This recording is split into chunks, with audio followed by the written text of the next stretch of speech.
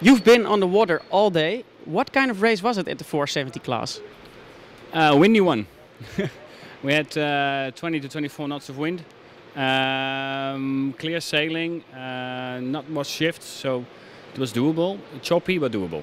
Is that the kind of weather a good sailor wants? It depends on what sailor it is.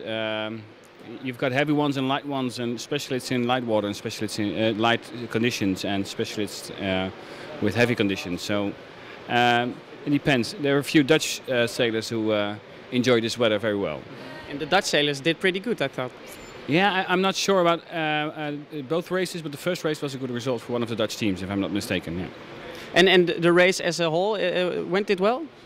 Yeah, it did. It's always a bit high-strung at the first day, first race, but everything went according to plan, and we got a nice start off. So 2 clean starts and 2 OCSs and 1 general, but that wasn't the fault of the sailors. So in retrospective, so we tried again, and it went okay. So. And depending on the weather, you anticipate a race. Did that work out as you planned? Yeah, it did. There's one problem with racing in this area is that we haven't got a lot of space. So we couldn't make the course as big as we wanted to. That's the only problem we had. At the rest of the evening, can you take off, or do you have work to do still? Well, I don't know. I don't know if there will be protests still when now the results are on the board.